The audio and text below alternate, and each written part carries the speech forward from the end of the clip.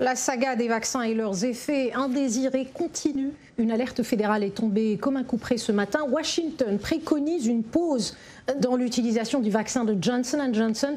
Il semblerait que le vaccin ait provoqué l'apparition de cas graves de caillots sanguins chez plusieurs personnes aux États-Unis. Mohamedou Oumfa nous en dit plus.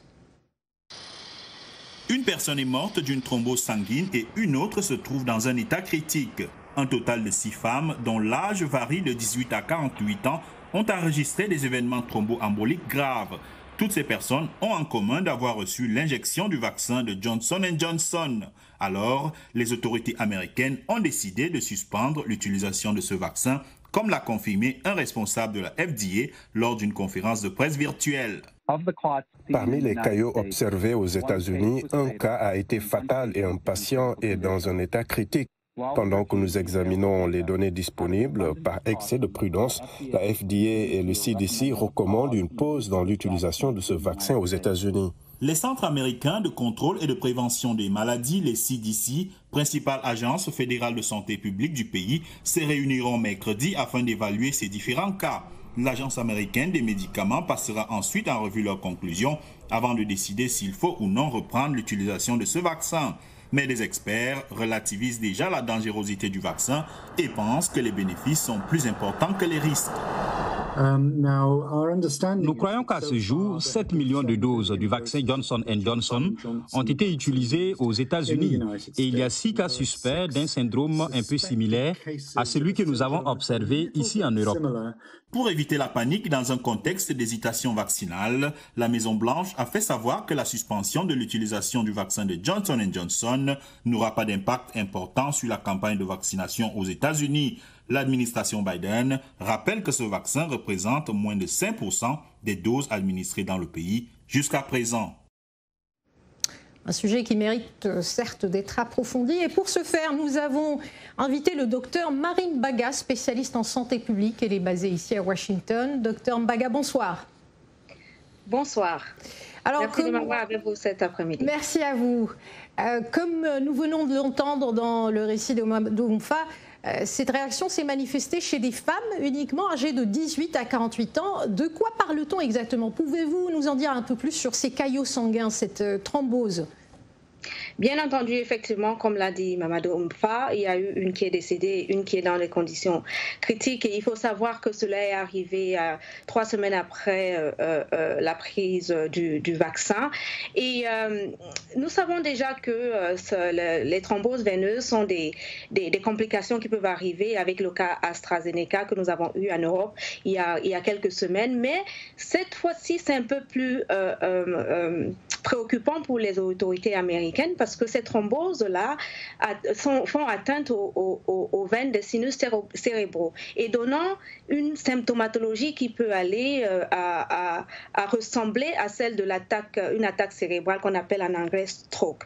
Donc, pour dire, en moyenne aux États-Unis par an, les thromboses sont autour de 300 à 600 000 personnes qui peuvent avoir des thromboses, mais celles-ci inquiètent après un décès et une personne hospitalisée parce que, comme je disais, elles atteignent le cerveau et on ne sait pas encore exactement si c'est dû à une réaction inflammatoire du système immunitaire après inoculation de la molécule. Et parce que, comme vous savez, le vaccin provoque au niveau de l'organisme une réaction inflammatoire immunitaire qui pourrait être la cause de ces thromboses. C'est pour ça que ces cas-là sont très préoccupants. Docteur Baga, alors, beaucoup de zones d'ombre pour l'instant. On le sait, ces vaccins ne sont pas parfaits. On l'a vu, on aura encore à l'esprit les déboires d'AstraZeneca. Tout cela n'est pas très rassurant. La question que tout le monde se pose aujourd'hui, est-ce que ça en vaut la peine? Faut-il prendre le risque de prendre un vaccin, de se faire inoculer? Absolument, pour une raison qui est simple. Quand vous marchez dans la rue, il y a toujours, ou quel que soit ce que vous faites, là où vous êtes en studio de VOA, il y a toujours un risque et un bénéfice à être quelque part. Et aujourd'hui, les risques sont inférieurs. Vous avez entendu, il y a un mort, une personne qui est dans un état critique, mais 6 personnes atteintes. Donc, les risques sont faibles pour le bénéfice que ces vaccins peuvent avoir. Et ce qu'on a vu aussi avec AstraZeneca en Europe, que les risques étaient très faibles. Donc, Absolument, il faut continuer à se vacciner, y compris parce que les bénéfices sont beaucoup plus importants que les risques et surtout que la vaccination ne protège pas seulement les personnes vaccinées, protège également les proches et la communauté. Oui, c'est effectivement le message du gouvernement américain, continuer à se faire vacciner. Mais qu'en est-il des personnes qui se sont déjà fait vacciner avec le vaccin Johnson & Johnson ? Les personnes qui se sont déjà fait vacciner avec le vaccin Johnson & Johnson, ils vont être sous surveillance. Ils doivent voir leur médecin s'ils ont des symptômes du genre maux de tête, fatigue ou des douleurs, les lourdeurs au niveau des pieds. Absolument voir leur médecin localement pour signaler. Mais dans ce type de procédure qui est par ailleurs normale quand il y a des morts, on suspend d'abord et puis on investigue après. Il y a donc un protocole national qui est mis en place pour que toutes ces personnes qui sont au niveau à peu près 7 millions aux États-Unis qui ont reçu ce vaccin puissent être prises en charge dès l'apparition des premiers symptômes. On les monitore pour que s'il y a des symptômes, on puisse les traiter le plus rapidement possible. Alors, dernière question très rapidement. Cette décision, à votre avis, aura-t-elle un effet domino sur le reste du monde ? Tout le monde regarde, tout le monde a vu la nouvelle ce matin. À votre avis, qu'est-ce qui va se passer au niveau de l'Europe, par exemple, ou l'Afrique ? Alors, je dirais très peu, effet domino, pour une raison qui est simple, je l'ai dit tout à l'heure, comment je veux dire, ça s'est déjà passé avec AstraZeneca. Tout pays normal le ferait. Dès qu'il y a un mort, aux États-Unis, ils n'attendent pas d'avoir plusieurs morts. Dès qu'il y a un mort, on stoppe, on investigue et on trouve la cause. Et pendant ce temps, on suspend d'abord parce que c'est une procédure normale. Ça ne remet pas en cause l'efficacité du vaccin, ça ne remet en cause rien du tout, mais on veut voir comment prévenir mieux les effets secondaires. Donc, de mon point de vue, un peu comme ce qui s'est passé en Europe avec AstraZeneca et après, les Européens ont conclu à dire que ce n'est pas le vaccin qui causait cette thrombose veineuse. Et puis, après, les choses ont continué. C'est la même chose qui va se passer au niveau des États-Unis. Je ne pense pas qu'il y aura forcément un effet domino parce que tout pays qui a ce type d'incident pendant une période vaccinale en cours fait d'abord ce protocole et après investigation donne ses conclusions.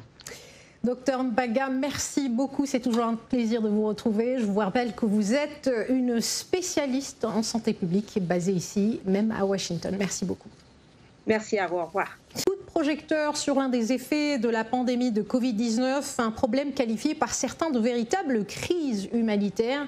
Des centaines de milliers de marins sont bloqués à travers le monde et ont du mal à exercer leurs activités, ce qui perturbe les chaînes d'approvisionnement.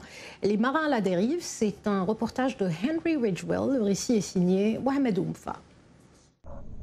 Ritesh Mehra a signé un contrat de 4 mois en tant que capitaine d'un pétrolier transportant du gaz liquéfié en juillet de l'année dernière. Plus de 8 mois plus tard, son équipage et lui sont toujours bloqués sur le navire, incapables de partir en raison de la pandémie de coronavirus. Le fait de ne pas pouvoir rentrer à la maison à temps, l'idée d'être cloîtré à cet endroit particulier, comme dans une prison, cela commence à peser sur l'équipage. Ils y pensent en fait plus qu'au travail.